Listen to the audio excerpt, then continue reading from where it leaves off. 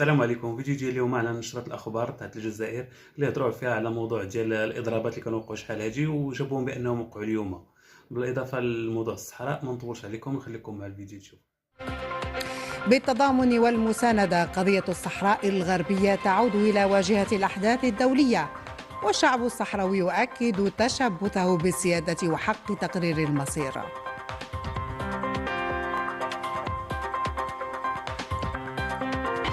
الأحكام القمعية التعسفية ضد الشباب المنتفض تلهب الشارع في المغرب، والنقابات تدعو لمواجهة تغول المخزن على حساب المواطن.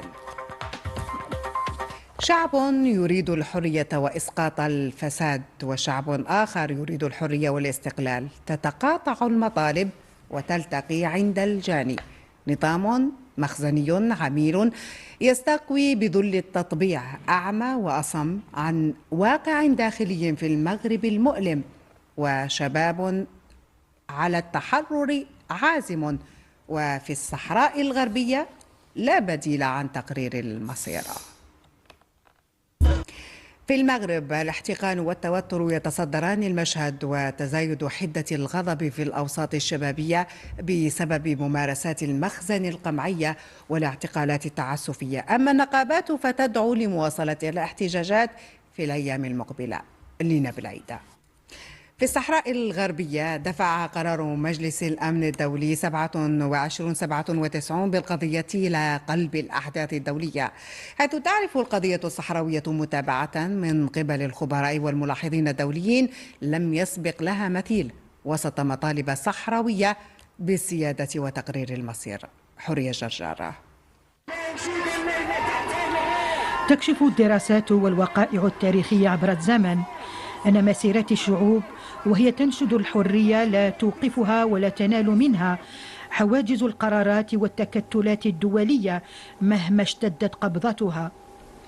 مسيرة نضال الشعب الصحراوي وبعد 50 سنة من المقاومة تجد نفسها مرة أخرى أمام موعد تاريخي على درب النضال والتشبث بتقرير المصير.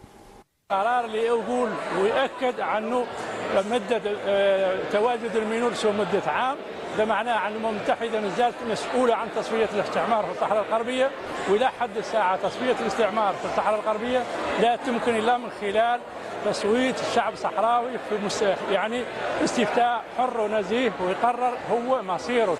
قرار مجلس الأمن الدولي 2797 وجهته إرادة الشعب الصحراوي بحكمة وثبات. حناجر الأحرار سطحت في كل مكان، لا للاحتلال، نعم للاستقلال ولتقرير المصير.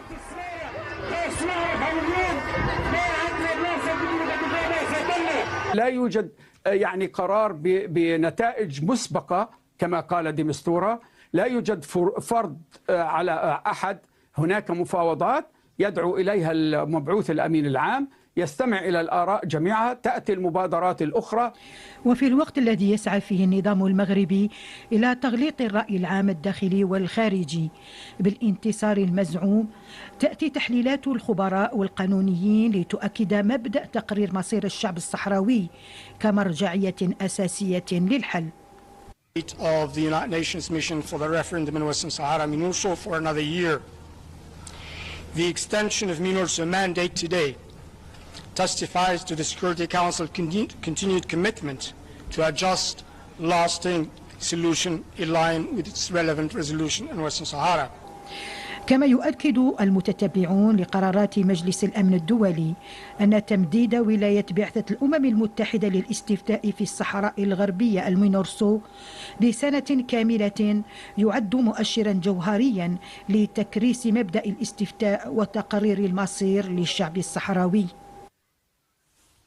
بين فضائح أمنية وأرقام اقتصادية تظهر تآكل القدرة الشرائية وتنامي الفقر، تبدو في المغرب الاحتقان